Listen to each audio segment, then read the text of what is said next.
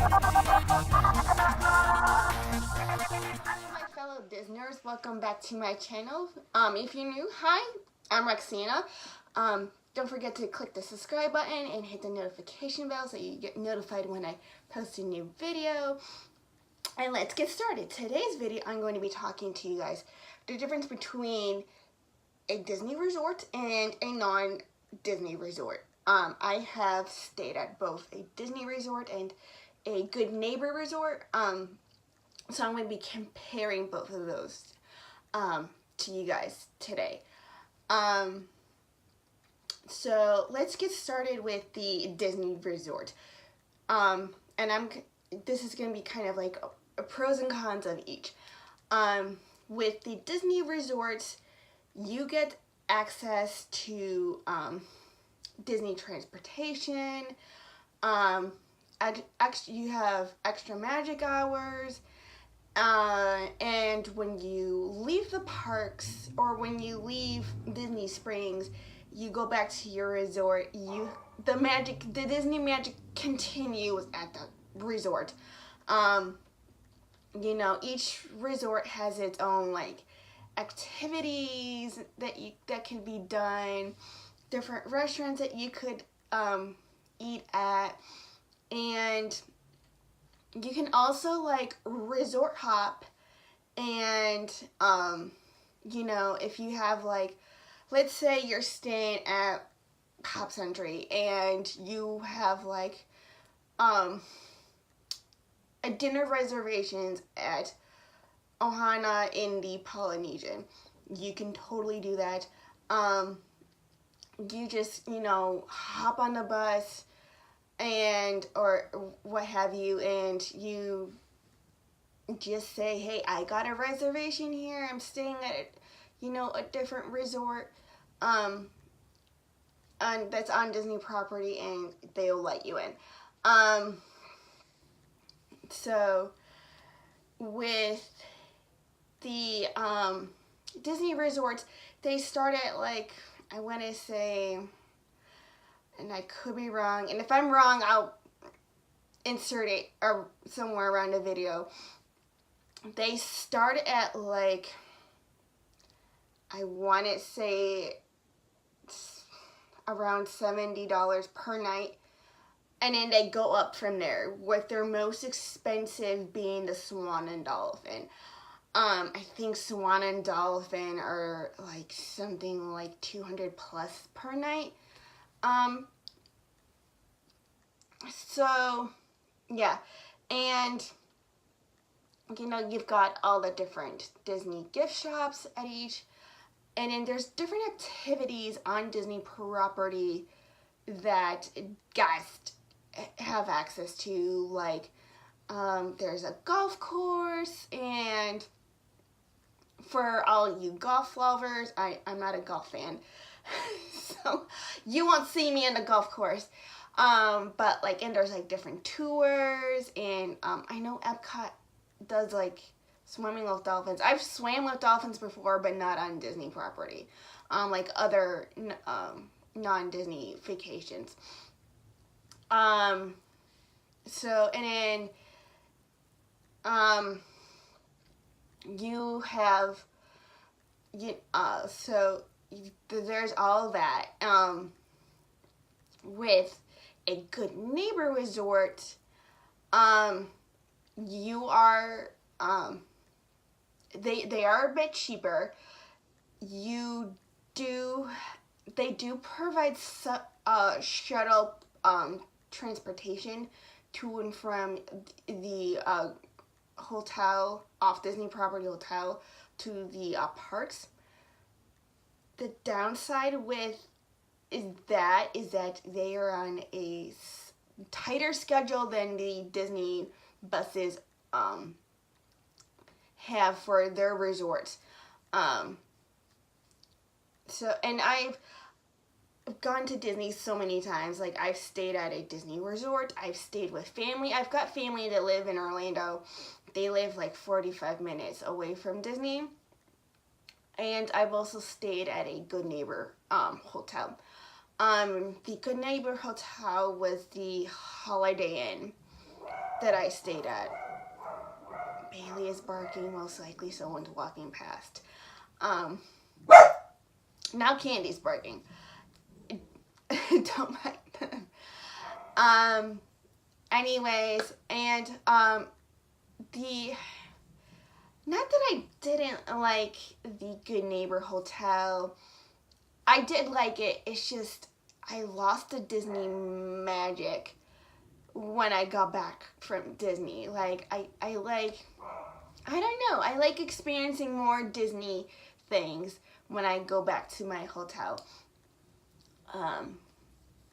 So yeah, I believe the Good Neighbor Hotel that I stayed at was like, the room that I stayed in was like, I think it was like around $80 a night. And comparing that to the Boardwalk resort, which was the last Disney resort that I stayed at, the Boardwalk, I believe, was like, the room that we stayed in, I think it was between $300 or $400. I can't remember.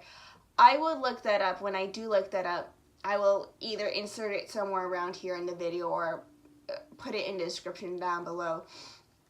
But yeah, and I with that, I felt with the like very limited schedule, the shuttle bus for the Good Neighbor Hotel, they had two shuttle buses, one that took you to Disney and one that took you to Universal. I used the one for Disney because not a really huge Universal fan.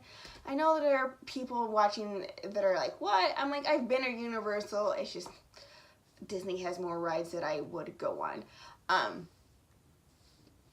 So, yeah, and I think the times were like, they had like 2 morning buses and like 2 and like an afternoon bus and then like 1 evening bus that took you back from the Good Neighbor Hotel. So, and that was kind of a struggle for me because I like the freedom of the Disney buses that are constantly going around. They take you from resort to resort or from like resort to theme park. And so if I end up missing like the shuttle bus coming back, I had no other choice but to take a cab or an Uber or a Lyft, which costs money. So that's kind of where, if you were to stay at that's like the downside of a Good Neighbor resort, is that if you end up missing the shuttle back to your resort and you didn't rent a car, you're looking at fare for either a cab or a Lyft or an Uber on taking you back. And there are certain areas where Ubers and Lyfts and cabs can meet you on Disney property. And that's another thing. If you're gonna stay at a Good Neighbor resort, you're gonna factor in, are you going to rent a car or are you going to use public transportation? And just keep in mind, public transportation in Orlando,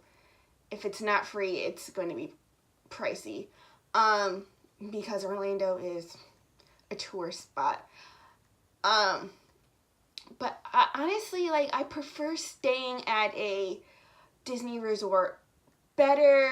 I have stayed with family, and the times that I've stayed with family, they've done all the driving. But they live like 45 minutes to an hour away from Disney, depending on traffic. And I-4 is terrible. It's terrible. It's not as bad as Chicago traffic, but it's up there. So yeah, that's kind of like some things you want to consider when booking a Disney vacation, do you want to save money on the hotel but then factor in cost for either a rental or Lyft or Uber or taxi? If you end up missing the Good Neighbor shuttle transportation, or do you want to kind of splurge a little bit and have transportation included and not having to worry about paying for transportation? So pros and cons to both. Not that it was a nice hotel. The Good Neighbor Hotel was really nice. Will I do a Good Neighbor Hotel again? I don't know. Probably not, to be honest. Unless I like come to Disney a day early before my scheduled arrival day, then like if I were to like road trip down, then I might stay at a Good Neighbor Hotel for one night and then the next morning drive to the Disney resort if I end up driving, which I probably won't end up driving from Chicago unless I move closer to Florida. Oh my goodness, excuse me. So yeah, it just depends on what your needs are. And depending how, like, if you're a family on a budget, then probably a Good Neighbor Hotel is more suited for you, and renting a car that fits your family needs and stuff. But if you're someone like me who just loves the Disney magic after leaving the parks, like you don't mind splurging a little bit and paying the extra cost of a Disney resort, and you just don't want to worry or think about transportation and having transportation there provided free for you, then a Disney resort is for you. Alright, anyways, that is it for today's video. Comment down below what you have done. If you've done a Disney resort, if you've done a Good Neighbor resort, or if you have a timeshare of your own and have like a vacation house of your own and that's not too far from Disney, or if you're someone like me who's got family that lives not too far from Disney, what you do, what your family does. I'm quite curious to hear what you guys have done. Alright, anyways, I'll see you Disnerds later on my next video, and yeah, bye.